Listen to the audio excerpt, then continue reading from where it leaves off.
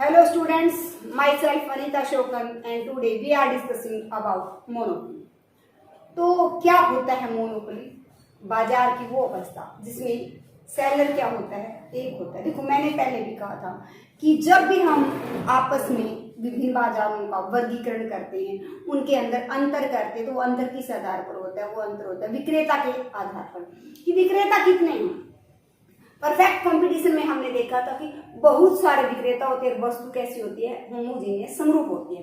लेकिन यहाँ क्या है, हमारे सिर्फ एक विक्रेता है, जैसा कि नाम से भी पता है हमारा मोनो प्लस पोली। मोनो का मतलब क्या होता है? एक, पोली का मतलब अधिकार। जहां पूरे बाजार पर सिर्फ एक व्यक्ति का अधिकार होता है उसको हम क्या कहते हैं? मोनोपोली या एकाधिकार। एक व्यक्ति का है जहां पर अधिकार। तो कहने का अर्थ है, जब हम लिखेंगे कि एकाधिकार किसे कहते हैं, मोनोपोली किसे कहते हैं? बाजार की वह अवस्था जिसमें सेलर क्या होता है? एक होता है और बायर बहुत सारे होते हैं। यहाँ उस वस्तु का कोई भी क्लोज सब्स्टिट्यूट नहीं होता, मतलब निकटतम स्थानापन्न नहीं पाया जाता। फॉर एग्जाम्पल आपको बताते हैं कि जैसे रेलवे है। अब रेलवे पर किसका है? सेंट्रल गवर्नमेंट का क्या है? अकेली का अधिकार है। यदि आप ये सोचें कि सरकार से नाराज हैं कि मुझे तो रेलवे में यात्रा करनी ही नहीं, सरकारी रेलवे में बैठना ही नहीं है, तो उसका कोई क्लोज सब्स्टिट्यूट है ही नहीं, तो आपको दूसरी रेलवे मिलेगी ही नहीं, क्योंकि रेलवे सिर्फ और सिर्फ किसकी है? गवर्नमेंट ऑफ इंडिया की है। तो फिर तो आप रेलवे की सवारी से वंचित रह जाओगे कि रेलवे में आप इधर उधर जाना बंद है, आपको कोई और सब्स्टिट्यूट है ही नहीं उसके पास साथ आपको, फिर तो आप बस वगैरह के द्वारा। लेकिन यदि बस की बात करें तो बस का क्या है? क्लोज सब्स्टिट्यूट है। यदि आप गवर्नमेंट की बस से नाराज हो जाते हो, उसमें नहीं यात्रा करना चाहते, तो आपके पास ऑप्शन क्या है? प्राइवेट बसेज हैं। तो लेकिन यहाँ पर जो वस्तु है उसका कोई निकटतम स्थानापन्न नहीं पाया जाता। तो कुछ विशेषताएं हैं इसकी, उनके आधार पर हम इनको अच्छे से समझ सकते हैं। तो पहला है वन सेलर। देखो अकेला बेचने वाला है, तो इसका क्या अर्थ है कि बेचने वाला एक है, तो उसका पूरी मार्केट पर क्या होता है? पूरा पूरा अधिकार होता है। किस पर? प्राइस और सप्लाई पर। अब उसकी मर्जी है वो किस कीमत पर ग्राहक को वो वस्तु बेचेगा। अब बायर इफेक्ट नहीं कर सकते प्राइस को, क्योंकि उनको पता है कि बेचने वाला एक है, उसी से लेनी है। अब वो कम पर बेचे, ज्यादा पर बेचे, वो उसकी खुद की मर्जी होती है। तो बेचने वाला एक होने के कारण उसका सप्लाई और प्राइस दोनों पर पूरा नियंत्रण है। उसका इस बात पर नियंत्रण है वो कितनी मात्रा बनाएगा, कम बनाएगा, ज्यादा बनाएगा। तो ये है हमारा। दूसरा है हमारा नो क्लोज सब्स्टिट्यूट।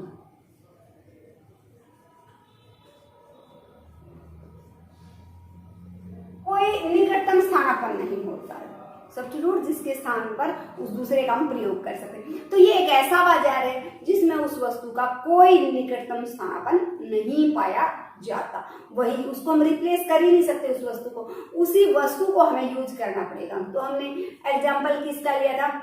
भारत की रेलवे का लिया था कि रेलवे में यात्रा करनी है तो सिर्फ और सिर्फ गवर्नमेंट ऑफ इंडिया की रेलवे। उसी प्रकार से जिस प्रकार से आप कहें कि हमें बिजली कौन देता है? एक ही बोर्ड, हरियाणा में बिजली बोर्ड है। जो एक ही बोर्ड हमें क्या करता है? बिजली सप्लाई करता है।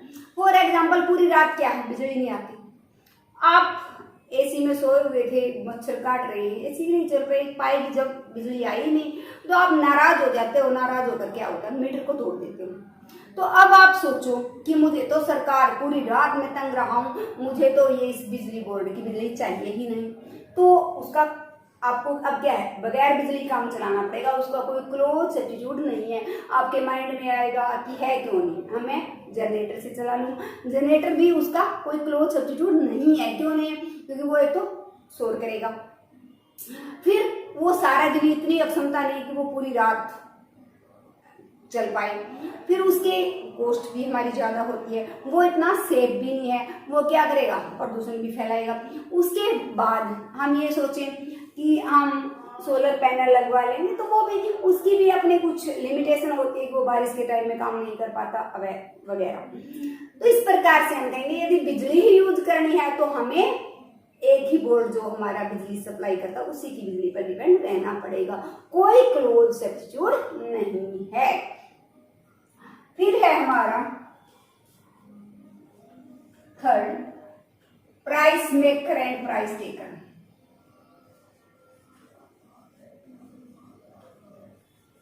प्राइस टेकर तो इसमें जो है उद्योग और फर्म का जो अंतर है वो खत्म होगा, क्योंकि अकेला है, अपने आप में क्या है, फर्म भी है और अपने आप में उद्योग भी है। अब जबकि अकेला है तो खुद ही प्राइस मेकर भी है और खुद ही प्राइस टेकर भी है। जबकि हमने परफेक्ट कंपटीशन में देखा था इंडस्ट्री प्राइस मेकर थी और फर्म क्या थी, प्राइस टेकर थी। लेकिन यहाँ दोनों का अंतर क्या हो गया, खत्म हो गया। खुद प्राइस मेकर है और खुद ही प्राइस टेकर है, खुद बनाने वाला है, खुद लेने वाला है। वो क्या करता है, वो दोनों में से, प्राइस में से और आउटपुट में से एक को चूज कर लेता है। दोनों चूज कर ले, उसके हाथ में नहीं। यदि वो चाहता है कि वो ऊंची कीमत पर बेचे तो क्वांटिटी के क्या चूज करेगा, कम। और यदि चाहता है कि क्वांटिटी ज्यादा बेचे तो वो क्या कर देगा, प्राइस कम कर देगा। फिर है हमारा प्रॉफिट। वैसे तो हर मार्केट में क्या है, किस लिए काम किया जाता है, प्रॉफिट मैक्सिमाइजेशन करने के लिए। लेकिन सिर्फ ये मार्केट एक ऐसी मार्केट है जिसमें लॉन्ग रन में सुपर नॉर्मल प्रॉफिट कमाए जाते हैं, सुपर नॉर्मल असामान्य लाभ कमाए जाते हैं। जबकि बाकी सभी मार्केट में क्या होता है, दीर्घकाल में सिर्फ और सिर्फ नॉर्मल प्रॉफिट होते हैं। तो क्या अल्पकाल में ये अलग होती नहीं, अल्पकाल में ये तीनों सिचुएशन में होती है। ये सुपर नॉर्मल प्रॉफिट कमा सकती है, नॉर्मल प्रॉफिट कमा सकती है और मिनिमम लॉस भी उठा सकती है ये वाली मार्केट। लेकिन लॉन्ग रन में चाहे वो अपने प्लांट का ऑप्टिमम यूज करे, चाहे वो उसका एक्सप्लॉयटेशन करे, चाहे वो मिनिमम से भी कम यूज करे, कमाएगा क्या, सुपर नॉर्मल प्रॉफिट। तो क्यों कमा रहा है सुपर नॉर्मल प्रॉफिट ये, क्योंकि एक अगली इसकी जो विशेषता है वो देखो,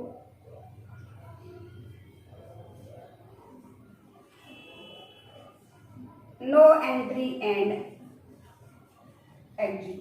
तो इसमें नई एंट्री नहीं होती क्योंकि उसको डर ही नहीं है, उसको ये डर नहीं है कि तू प्राइस हाई चार्ज कर रहा है तो नया आ जाएगा। उसको पता है नई जो फर्में हैं वो एंटर कर ही नहीं सकती, उस पर बैन है।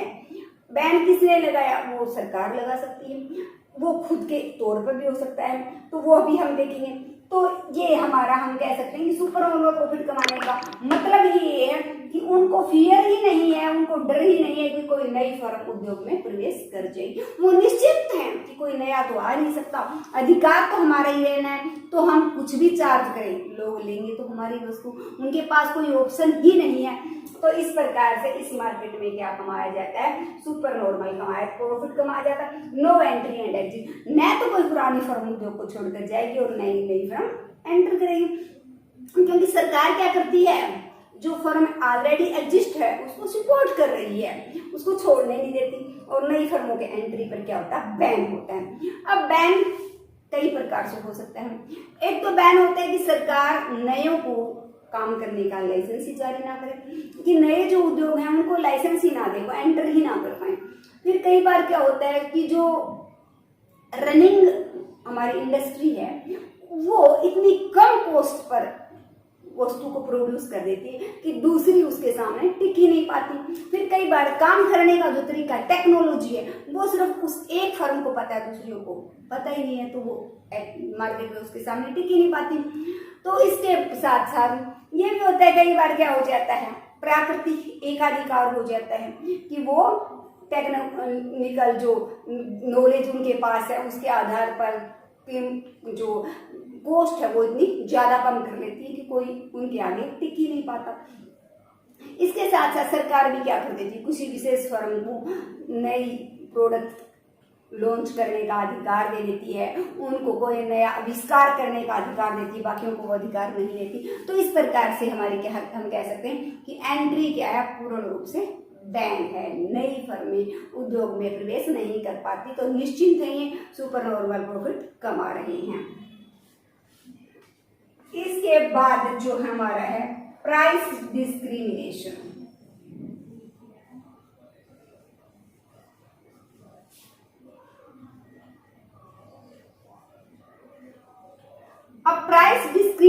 का क्या मतलब है? कीमत विभेद। तो कीमत विभेद, एक के साथ हम अलग व्यवहार करते हैं और उसी दूसरे के साथ हम अलग व्यवहार करते हैं, तो हम उसको कहते हैं ना भेदभाव किया जा रहा है। कई बार होता है कि लड़का है और लड़कियां भी हैं उसी क्लास में, लड़कियों को छोटी सी गलती पर हम क्या डंडा वगैरह नहीं मारते, बैठा देते हैं, जबकि लड़कों को पनिशमेंट के तौर पर क्या खड़ा कर देते हैं, डंडा मार देते हैं। तो वो क्या हो जाता है, उनके मन में आता है कि टीचर हमारे साथ क्या कर रहा है, डिस्क्रिमिनेशन यहाँ पर यूज करते हैं वो, कि हमारे साथ तो भेदभाव हो रहा है, कि वही गलती लड़कियों ने की वही हमने की, हम भी बोल रहे थे, ये बोल रहे थे, जबकि इनको डांट के छोड़ दिया गया, नहीं खड़ा कर दिया गया। तो यहाँ भी ये भी ऐसा ही करता है, भेदभाव करता है। तो भेदभाव, किसी से कीमत कम ले लेता है, किसी से कीमत ज्यादा ले लेता है, तो ये क्या हो गया, प्राइस डिस्क्रिमिनेशन हो गया। तो इसके प्राइस डिस्क्रिमिनेशन के भी क्या है, 3 टाइप्स हैं। पहला है person to person, person to person. Person to person का मतलब क्या है, एक आदमी से अलग कीमत, दूसरे आदमी से अलग कीमत, जबकि फैसिलिटी दोनों सेम यूज कर रही है। फॉर एग्जाम्पल हमारे रेलवे में लेंगे या बस में लेंगे, तो वहाँ क्या होता है, जो सीनियर सिटीजन होते हैं उनसे प्राइस क्या की जाती है, कम चार्ज किया जाता है किराया, और जबकि दूसरे यात्री बैठे हुए हैं उनसे किराया क्या लिया जाता है, ज्यादा लिया जाता है। तो पर्सन टू पर्सन, बैठे तो वो सीनियर सिटीजन भी वही है और हम लोग भी वही यात्रा कर रहे हैं, लेकिन उनसे चार्ज कम और उनसे चार्ज ज्यादा लिया जाता है। तो पर्सन टू पर्सन। डॉक्टर भी क्या करता है, कई बार जो रिच पीपल उसको नजर आता है कि अमीर है, उससे फीस क्या ले लेते हैं, ज्यादा चार्ज कर लेते हैं, और जो गरीब आता है उससे फीस कम चार्ज कर लेते हैं, फीस कम चार्ज करते हैं। तो वो हमारा क्या हो गया, पर्सन टू पर्सन डिस्क्रिमिनेशन हो गया, कि भेदभाव कर रहे हैं आदमी और आदमी के हिसाब से। उसी प्रकार से हो गए, नाई जो है बाल काटता है, बच्चों से कम लेता है, बड़ों से ज्यादा फीस ले लेता है। तो ये हमारे क्या है कि आदमी से आदमी में क्या किया गया, भेदभाव किया गया। कई बार सिनेमा घर क्या होते हैं, औरतों को जो टिकट देते हैं वो कम रहती है, आदमियों के लिए फिल्म की टिकट का जो चार्जेस होता है वो ज्यादा रहता है। तो हालांकि देख तो वही सेम चीज रहे हैं। तो ये हमारा क्या हो गया, पर्सन टू पर्सन डिस्क्रिमिनेशन है। सेकंड है हमारा according to use. According to use, use के अनुसार भी क्या होता है, प्राइस डिस्क्रिमिनेशन किया जाता है। यूज देखो, एक तो हम क्या करते हैं, लाइट को डोमेस्टिक यूज के लिए डोमेस्टिक यूज करते हैं, उसका डोमेस्टिक यूज मतलब घरों में प्रयोग करते हैं। एक होता है हमारा कमर्शियल एरिया में, कि हम उसका फैक्ट्रियों में यूज करते हैं। तो पर यूनिट जो है कमर्शियल एरिया की ज्यादा चार्ज होता है, और पर यूनिट जो हमारा हम कहते हैं ना डोमेस्टिक यूज के लिए जो लाइट है उसकी पर यूनिट जो कॉस्ट है वो कम होती है। मान लो घरेलू पर 1 यूनिट 5 रुपए की है, तो वहां 1 यूनिट 10 रुपए की है। इतना ज्यादा भेदभाव होता है, क्यों? सरकार सोचती है ये तो क्या होते हैं, घर पर प्रयोग करते हैं, ये इस बिजली के प्रयोग से क्या कमाते हैं, प्रॉफिट गेन करते हैं, तो इनसे प्रॉफिट का कुछ हिस्सा ले लिया जाए। तो हालांकि लाइट तो वही है, सेम है, यूज भी सेम तरह से कर रही है, लेकिन तो अकॉर्डिंग टू यूज कि किस काम के लिए यूज करें।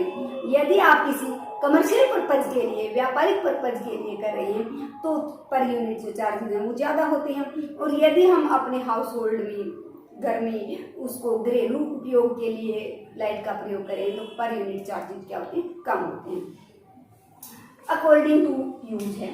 फिर अकॉर्डिंग टू एरिया, कि एरिया के अकॉर्डिंग भी हमारा क्या होता है, ये प्राइस डिस्क्रिमिनेशन करता है। अकॉर्डिंग टू एरिया किस प्रकार से, देखो अकॉर्डिंग टू एरिया है, जिस तरह रूरल एरिया है और अर्बन एरिया है। रूरल एरिया में हम मानते हैं लोग क्या होते हैं, गरीब होते हैं, और वो क्या करते हैं, हार्ड वर्क करके अपनी अर्निंग गेन करते हैं। कि उनका मुख्य व्यवसाय क्या होता है, हमारा एग्रीकल्चर होता है। तो एग्रीकल्चर में बहुत मेहनत से वो अपनी आमदनी कमा पाते हैं। कई बार बारिश ना आई, कई बार सूखा पड़ गया, तो उनकी इनकम भी सर्टेन नहीं होती। तो गवर्नमेंट क्या करती है, रूरल एरिया की जो पर यूनिट लाइट है वो सस्ती होती है, और अर्बन एरिया की क्या होती है, महंगी होती है। क्योंकि अर्बन एरिया में मोस्ट लोगों की इनकम क्या होती है, सर्टेन होती है, वो किसी न किसी जॉब में होते हैं। तो रूरल का और उनका डिफरेंस मान करके कि दोनों में डिफरेंस है, तो सरकार क्या कर देती है, उनसे अलग अलग जो बिजली के रेट है वो चार्ज करती है। तो इस आधार पर हम क्या कहेंगे, price discrimination according to area, की एरिया के हिसाब से। दूसरा, ये भी छोड़ो, दूसरा हम ये कह सकते हैं कि कई बार हमें लगता है कि किसी एक एरिया में क्या है, हमारा जो मांग की लोच है वो क्या है, बहुत ही ज्यादा, मांग बहुत ज्यादा लोचदार है। तो पता है ये लोग हैबिचुअल नहीं है उस चीज को खरीदने के लिए, उनको हैबिट ही नहीं है इस चीज की, तो वो ये वस्तु को मना भी कर सकते हैं। तो वहां क्या लेंगे, वो चार्ज लेंगे कम। लेकिन जहां पर लगता है कि ये लोग इस वस्तु को खरीदेंगे, वहां जहां पर मांग की लोच हमारी जीरो है या बहुत ही कम है, वहां वो प्राइस क्या करेंगे, उस एरिया में प्राइस ज्यादा चार्ज करेंगे, क्योंकि पता है लोगों के पास कोई ऑप्शन ही नहीं है, वो उनको ये वस्तु खरीदनी है। तो ये हमारे एरिया के अकॉर्डिंग हमारी इलास्टिसिटी ऑफ डिमांड को देखते हैं कि इलास्टिसिटी ऑफ डिमांड कितनी है। इलास्टिसिटी ऑफ डिमांड यदि हमारी ज्यादा है तो ये कम रेट चार्ज करेंगे, और यदि वो शून्य है या बहुत कम है तो ये क्या करेंगे, चार्जेज ज्यादा ले लेंगे, उसकी कॉस्ट ज्यादा करेंगे। अब यहाँ पर है कि इस बाजार में मांग की लोच क्या होती है, तो मांग क्या होती है, कम लोचदार होती है। तो इसमें मांग वक्र ऐसा होता है, ये है हमारा मांग वक्र, ये हमारा मांग वक्र है AR, ये है हमारा AR और MR वक्र दोनों नीचे की तरफ गिरे हुए हैं, लेकिन मांग की लोच, मांग वक्र हम किसको कहते हैं, AR। क्यों कहते हैं, क्योंकि demand is a function of price, तो ये हमारा प्राइस वक्र। AR को हम क्या कहते हैं, कीमत भी कहते हैं। क्यों, क्योंकि AR बराबर क्या होता है, TR बाई में Q, और TR क्या होता है, P multiply Q by Q, से Q कैंसिल हो जाए, तो AR को P कहते हैं, और AR को डिमांड करो भी कहते हैं। तो डिमांड करो क्यों कहा जाता है इसको, इसलिए कहा जाता है क्योंकि demand is a function of price, तो प्राइस का फंक्शन है, तो ये प्राइस लाइन है, इसलिए इसको मांग वक्र के नाम से भी जानेंगे। तो मांग वक्र का नाम क्या है, AR वक्र को ही हम क्या कहेंगे, मांग वक्र। तो इसमें मांग वक्र की लोच क्या होती, कम होती है। जबकि हमारी जो नेक्स्ट मार्केट हम स्टडी करेंगे तो वो क्या है, मोनोपोलिस्टिक कॉम्पिटिशन, तो जिसमें एकाधिकार गियर प्रतियोगिता, उसमें मांग की लोच क्या होती है, ज्यादा होती है। तो वहां मांग यहाँ कम है, वहां क्या होगी, इस प्रकार से ज्यादा लोचदार होगी, तो यहाँ कम लोचदार है।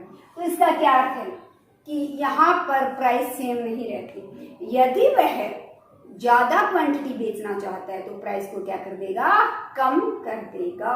लेकिन वो अकेला बेचने वाला है, इसलिए इलास्टिसिटी ऑफ डिमांड क्या होती है, कम होती है, उसमें लोच ज्यादा नहीं होती कि व्यक्ति को खरीदे तो उसके उसी से पड़ेगी। हो सकता है प्राइस ज्यादा होने पर वो मात्रा को क्या कर दे, थोड़ा सा घटा ले, कि जिस प्रकार से पहले हम 2 AC यूज करते हैं कि कॉस्ट बढ़ेगी, इलेक्ट्रिसिटी महंगी होगी, तो ये हो सकता है हम 2 खरीदने की बजाय कि सारा परिवार एक में सो जाए, लेकिन ये नहीं होता बिल्कुल प्रयोग बंद कर देंगे, नहीं, हम उसका प्रयोग तो करेंगे ही करेंगे, लेकिन उसके प्रयोग को थोड़ा सा कम कर सकते हैं। तो इलास्टिसिटी हमारी क्या होगी, मांग की जो लोच है वो कम लोचदार होगी। तो स्टूडेंट्स, ये जो है हमारा मोनोपोली मार्केट हमने की है, और इसकी हमने जो विशेषताएं थी वो आज की हैं। इसके बाद हम जो थर्ड हमारी मार्केट है कल के लेक्चर में, वो करेंगे मोनोपोलिस्टिक कंपटीशन। तो students, like share and subscribe my channel.